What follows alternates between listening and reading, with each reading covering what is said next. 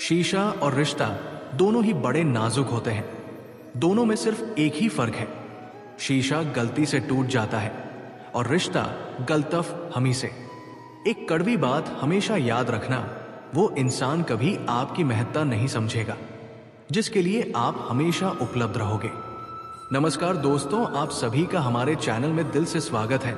सबसे पहले हम आपका धन्यवाद देना चाहते हैं कि आप भगवान श्री कृष्ण की प्रेरणा से इस दिव्य विचार को सुनने के लिए हमारे इस चैनल पर आए हैं। श्री कृष्ण आपके जीवन में सुख, शांति और खुशियां बनाए रखे। स्वागत है आपका आज की इस बेहद खास और गहरी चर्चा में। तुम्हारा मोह ही तुम्हारे दुखों का कारण है। हे पार्थ, हे मानव, सुनो मेरे शब्द, क्योंकि आज मैं तुम्हें जीवन का एक गहरा रहस्य बताने जा रहा हूं। मैं हूं तुम्हारा सखा, तुम्हारा मार्गदर्शक और तुम्हारा शुभ चिंतक श्री कृष्ण। आज मैं तुमसे उस सत्य की बात करूंगा जो तुम्हारे जीवन के सारे दुखों का मूल कारण है। सुनो ध्यान से, क्योंकि ये सत्य तुम्हारे जीवन को बदल सकता है। ये सत्य है, तुम्हारा मोह ही तुम्हारे दुखों का कारण है। मोह क्या है? मोह मेरे प्रिय वो अदृश्य बंधन है जो तुम्हें इस संसार की माया से बांधे रखता है। ये वो भावना है जो तुम्हें कहती है ये मेरा है, ये मुझे चाहिए, इसके बिना मैं अधूरा हूं। ये मोह तुम्हें अपने शरीर से, अपने परिवार से, अपने धन से, अपनी पहचान से बांधता है। तुम सोचते हो कि ये सब तुम्हारे सुख का स्रोत है, लेकिन सत्य ये है कि यही तुम्हारे दुखों का कारण बनते हैं। जब तुम किसी चीज से मोह करते हो, तुम उस चीज को स्थायी मान लेते हो। परंतु हे मानव, क्या इस संसार में कुछ भी स्थायी है?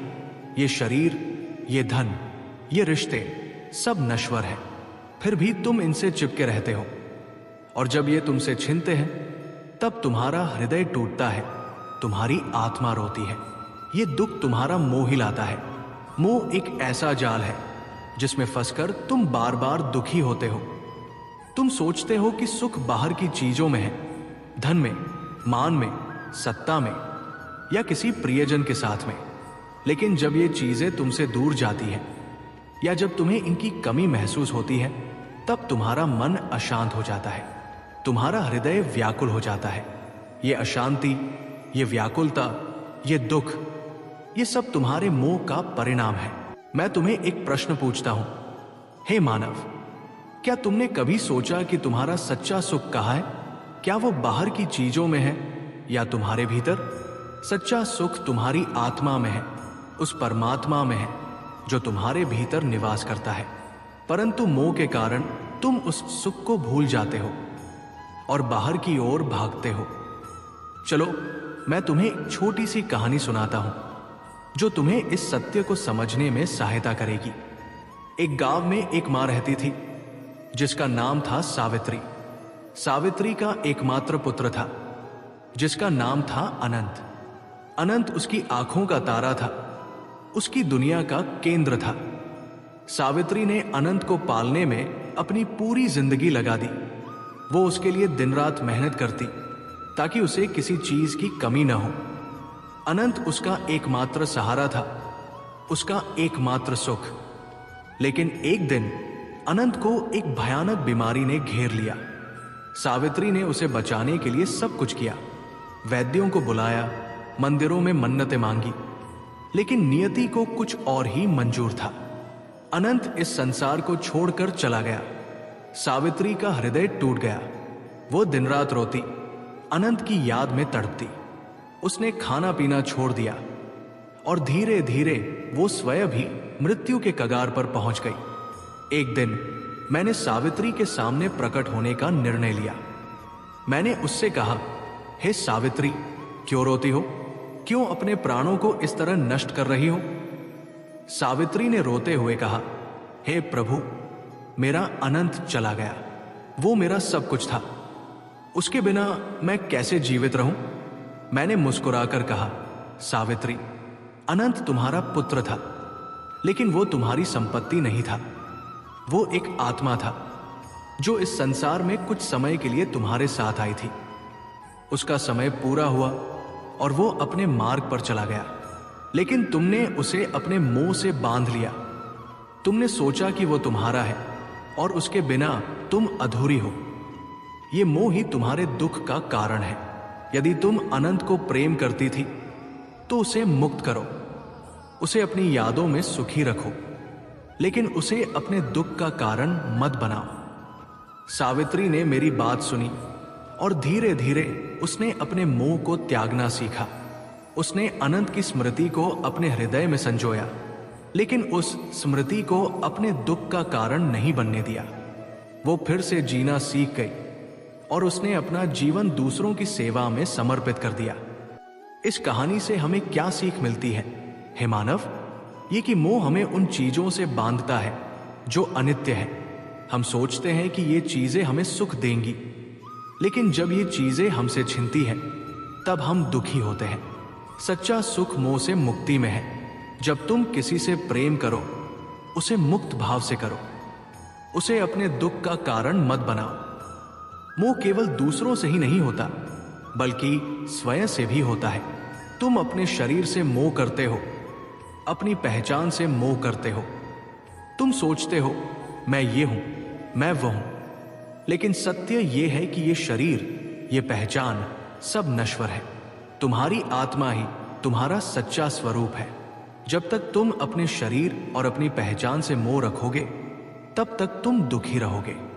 मैं तुम्हें एक और कहानी सुनाता हूं जो तुम्हें इस सत्य को और गहराई से समझाएगी। एक समय की बात है, एक राजा था जिसका नाम था प्रताप। राजा प्रताप बहुत शक्तिशाली था। उसने अपने जीवन में अनेक युद्ध जीते थे और उसका राज्य विशाल था। वो अपनी शक्ति और अपनी पहचान पर बहुत गर्व करता था। वो सोचता था, मैं सबसे महान हूं। मेरा राज्य, मेरी शक्ति, मेरा वैभव, ये सब मेरा है। लेकिन एक दिन एक भयानक विपत्ति आई। एक शत्रु ने उसके राज्य पर हमला कर दिया और राजा प्रताप की सेना हार गई। उसका राज्य छिन गया, उसकी शक्ति नष्ट हो गई। राजा प्रताप जंगल में भाग गया और वहां वो अकेला भूखा प्यासा भटकने लगा। उसका अहंकार चूर चूर हो गया। वो रोने लगा और कहने लगा, हे भगवान, मैंने क्या गलती की? मैंने तो सब कुछ सही किया, फिर भी मैं हार गया, मेरा सब कुछ छिन गया। तब मैंने श्री कृष्ण ने उसके सामने प्रकट होने का निर्णय लिया। मैंने कहा, हे प्रताप, तुम्हारा दुख तुम्हारी हार का नहीं है, बल्कि तुम्हारे मोह का है। तुमने अपनी पहचान, अपनी शक्ति, अपने राज्य को अपना सब कुछ मान लिया था। तुमने सोचा कि ये सब स्थायी है, लेकिन ये संसार अनित्य है। जो आज तुम्हारा है वो कल किसी और का हो सकता है। तुम्हारा मोह ही तुम्हारे दुख का कारण बना। मैंने आगे कहा, प्रताप, सच्चा सुख उसमें नहीं है जो बाहर है, सच्चा सुख तुम्हारी आत्मा में है। जब तुम अपने अहंकार से, अपनी पहचान से मोह त्याग दोगे, तब तुम्हें सच्चा सुख मिलेगा। प्रताप ने मेरी बात सुनी और उसने अपने जीवन को एक नई दिशा दी। उसने अपनी शक्ति और राज्य को पुनः प्राप्त करने की कोशिश नहीं की, बल्कि उसने अपने भीतर की शांति को खोजा। उसने एक साधु का जीवन अपनाया और अपनी आत्मा को परमात्मा से जोड़ लिया। उसे सच्चा सुख मिला क्योंकि उसने अपने मोह को त्याग दिया। इन दोनों कहानियों से हमें ये सीख मिलती है कि मोह हमें दुख की ओर ले जाता है। लेकिन प्रश्न ये है, हे मानव, कि मोह से मुक्ति कैसे पाई जाए? मैं तुम्हें कुछ मार्ग बताता हूं। वैराग्य का अर्थ है इस संसार की अनित्यता को समझना। जब तुम ये समझ लोगे कि ये शरीर, ये धन, ये रिश्ते सब नश्वर हैं, तब तुम इनसे मोह नहीं करोगे। तुम इनका उपयोग करोगे, इनसे प्रेम करोगे, लेकिन इन्हें अपने दुख का कारण नहीं बनाओगे। प्रतिदिन कुछ समय निकालो और स्वयं से प्रश्न करो, मैं कौन हूं? मेरा सच्चा स्वरूप क्या है? जब तुम अपनी आत्मा को पहचान लोगे, तब तुम्हें यह समझ आएगा कि तुम इस शरीर से, इस पहचान से अलग हो। यह समझ तुम्हें मोह से मुक्त करेगी। जब तुम परमात्मा में विश्वास करोगे, तब तुम्हें यह समझ आएगा कि सब कुछ उसी की कृपा से हो रहा है। तुम्हें जो मिला है वो उसकी देन है। और जो छिन रहा है वो उसकी मर्जी है।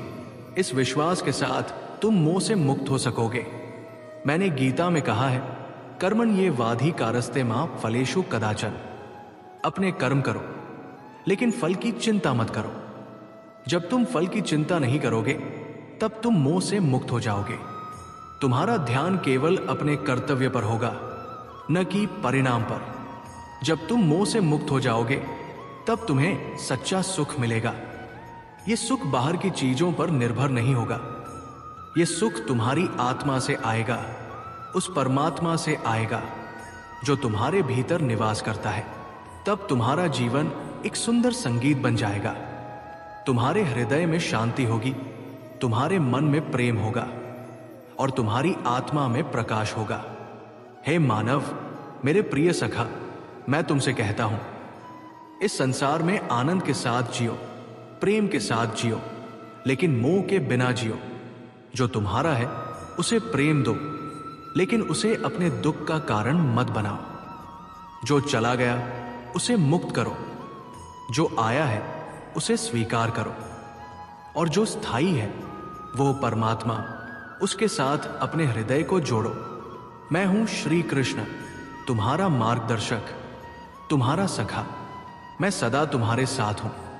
जब भी तुम्हें दुख सताए, जब भी तुम्हारा मन अशांत हो, मुझे याद करो।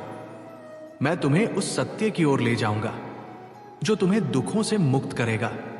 तुम्हारा मोह ही तुम्हारे दुखों का कारण है। इस सत्य को अपने हृदय में उतार लो और अपने जीवन को सुख, शांति और प्रेम से भर दो। मित्रों, भगवद गीता में भगवान श्री कृष्ण अर्जुन को कहते हैं कि तुम्हारा अधिकार केवल कर्म पर है, उसके फल पर नहीं। लेकिन हमारा मन कितनी बार फल की चिंता में डूब जाता है। हम सोचते हैं कि अगर मैं ये काम करूंगा तो मुझे ये मिलेगा, अगर वो काम करूंगा तो वो मिलेगा। लेकिन श्री कृष्ण हमें सिखाते हैं कि फल की चिंता छोड़कर केवल कर्म पर ध्यान देना चाहिए। आइए श्री कृष्ण के जीवन से एक उदाहरण देखें। जब वे गोकुल में थे तब कंस ने उन्हें मारने के लिए कई राक्षस भेजे। पूतना, तृणावर्त, बकासुर, ये सभी उनके सामने आए।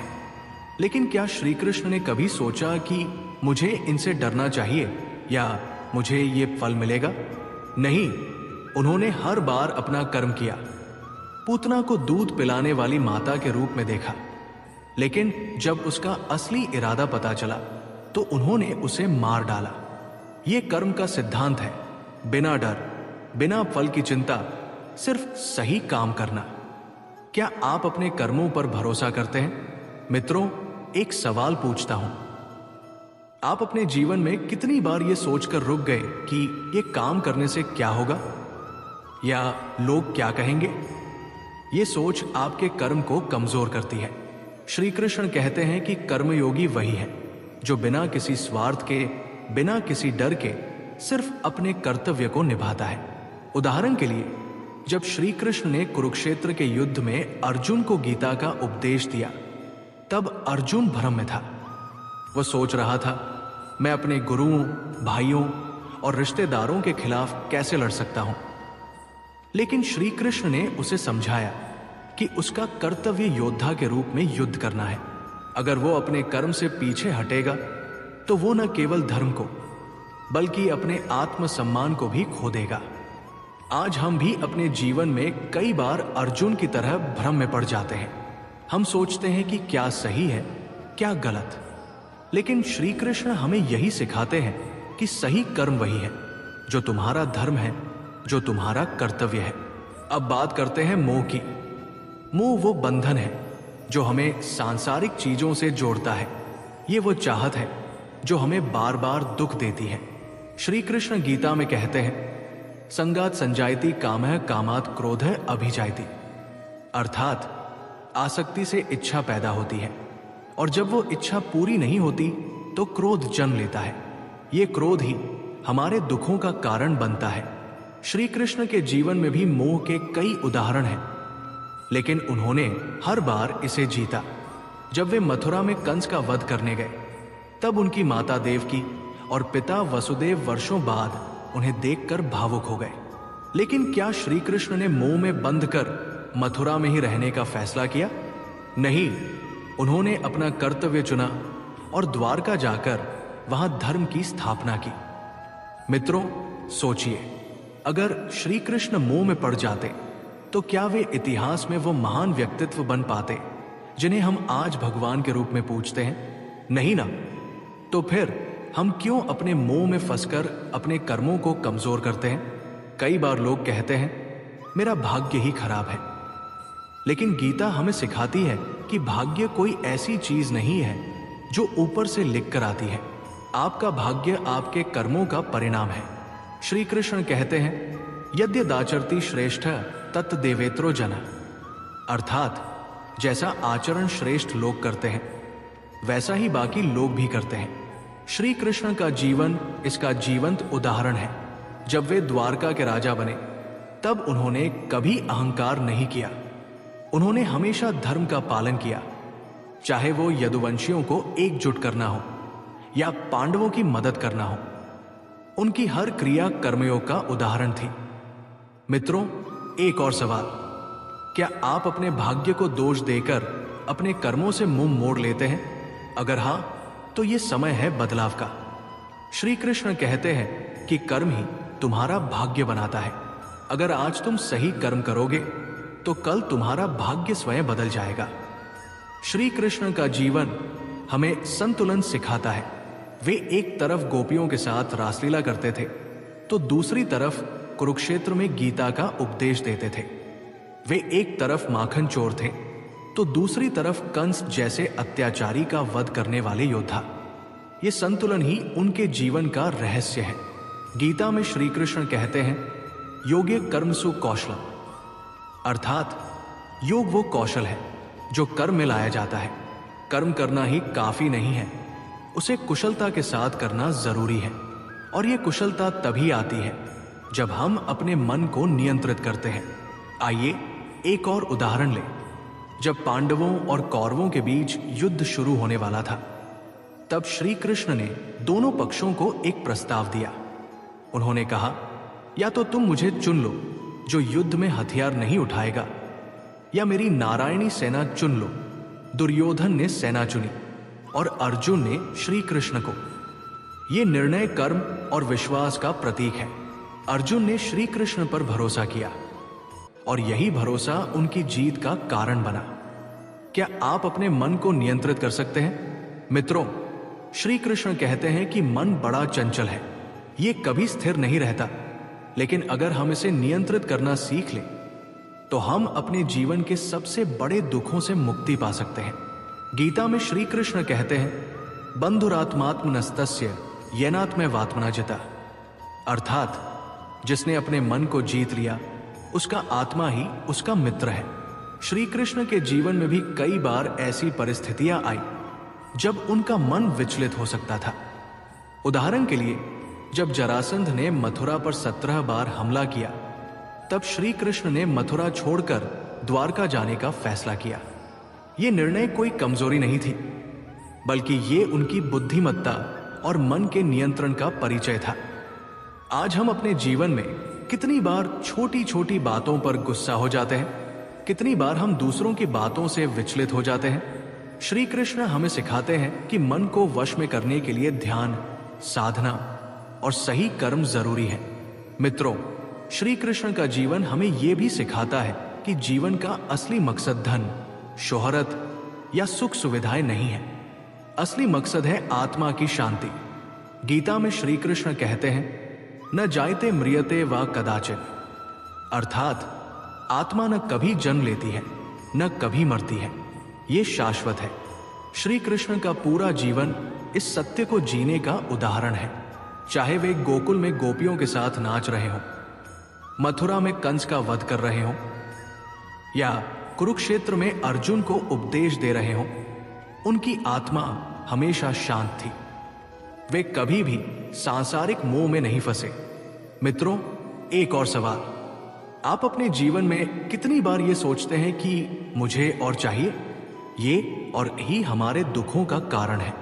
श्री कृष्ण हमें सिखाते हैं कि जो तुम्हारे पास है उसमें संतुष्ट रहो। अपने कर्म करो, लेकिन फल की चिंता मत करो। यही आत्मा की शांति का मार्ग है। श्री कृष्ण का जीवन एक खुली किताब है। उनके हर कार्य में एक शिक्षा छिपी है। जब वे माखन चुराते थे, तब वे हमें सिखाते थे कि जीवन में थोड़ा आनंद, थोड़ा हास्य जरूरी है। जब वे कंस का वध करते थे, तब वे हमें सिखाते थे कि अधर्म का अंत करना हमारा कर्तव्य है। और जब वे गीता का उपदेश देते थे, तब वे हमें सिखाते थे कि जीवन का हर निर्णय धर्म और सत्य के आधार पर लेना चाहिए। मित्रों, क्या आप श्री कृष्ण की तरह अपने जीवन को जी सकते हैं? क्या आप उनके जैसे संतुलित, निष्काम और धर्मपरायण बन सकते हैं? ये आसान नहीं है, लेकिन असंभव भी नहीं। श्री कृष्ण कहते हैं कि अगर तुम अपने कर्मों पर भरोसा करोगे, अपने मन को नियंत्रित करोगे और मोह से मुक्त होगे, तो तुम जीवन के हर क्षेत्र में सफल हो सकते हो। मित्रों, आज का युग बहुत अलग है। हम टेक्नोलॉजी, सोशल मीडिया और तनाव से घिरे हुए हैं। लेकिन क्या आपको नहीं लगता कि श्री कृष्ण की शिक्षाएं आज भी उतनी ही प्रासंगिक हैं? आज भी लोग अपने कर्मों को छोड़कर भाग्य को दोष देते हैं। आज भी लोग मोह में फंसकर दुखी होते हैं। आज भी लोग अपने मन को नियंत्रित नहीं कर पाते। श्री कृष्ण हमें कहते हैं कि समय बदल सकता है, लेकिन सत्य नहीं बदलता। कर्म का सिद्धांत, मोह से मुक्ति और आत्मा की शांति, ये सत्य हर युग में लागू होते हैं। अगर हम इन सिद्धांतों को अपने जीवन में उतार लें, तो हम हर परिस्थिति में विजयी हो सकते हैं। कैसे बने श्री कृष्ण के सच्चे अनुयायी? मित्रों, श्री कृष्ण के सच्चे अनुयायी बनने के लिए हमें कुछ बातें अपनानी होंगी। 1. निष्काम कर्म। अपने कर्म को पूरी निष्ठा से करो, लेकिन फल की चिंता मत करो। 2. मन का नियंत्रण। ध्यान, योग और साधना के माध्यम से अपने मन को वश में करो। 3. मोह से मुक्ति। सांसारिक चीजों से आसक्ति छोड़ो। जो तुम्हारे पास है उसमें संतुष्ट रहो। 4. धर्म का पालन। हमेशा सत्य और धर्म के मार्ग पर चलो, चाहे कितनी भी मुश्किलें आए। 5. दूसरों की मदद। श्री कृष्ण की तरह हमेशा दूसरों की भलाई के लिए काम करो। मित्रों, आइए एक कहानी सुने। एक बार एक युवक था जो अपने जीवन से बहुत निराश था। उसे लगता था कि उसका भाग्य ही खराब है। वो नौकरी में असफल था, रिश्तों में असफल था और हर कदम पर हार का सामना कर रहा था। एक दिन वो एक साधु के पास गया और अपनी व्यथा सुनाई। साधु ने मुस्कुराते हुए कहा, बेटा, तुम्हारा भाग्य तुम्हारे कर्मों का परिणाम है। अगर तुम अपने कर्मों को बदलोगे तो तुम्हारा भाग्य भी बदलेगा। साधु ने उसे गीता पढ़ने की सलाह दी। युवक ने गीता पढ़ी और श्री कृष्ण की शिक्षाओं को समझा। उसने फैसला किया कि वो अब फल की चिंता नहीं करेगा। उसने अपनी नौकरी के लिए फिर से मेहनत शुरू की, दूसरों की मदद करने लगा और अपने मन को नियंत्रित करने के लिए ध्यान करने लगा। कुछ महीनों बाद उसकी जिंदगी बदल गई। उसे एक अच्छी नौकरी मिली, उसके रिश्ते सुधरे और वो आत्मविश्वास से भरा हुआ था। ये श्री कृष्ण की शिक्षाओं का चमत्कार था। अंतिम संदेश, कर्म करो, फल की चिंता मत करो। मित्रों, ये जीवन एक युद्ध क्षेत्र है और हम सब अर्जुन हैं। हमारे सामने कई बार भ्रम, मोह और डर आते हैं, लेकिन श्री कृष्ण हमारे सारथी हैं। उनकी शिक्षाएं हमारा मार्गदर्शन करती है। वे हमें कहते हैं, उठो, अपने कर्म करो, मोह को छोड़ो और अपने मन को नियंत्रित करो। आज से एक संकल्प ले, हम अपने कर्मों को पूरी निष्ठा से करेंगे।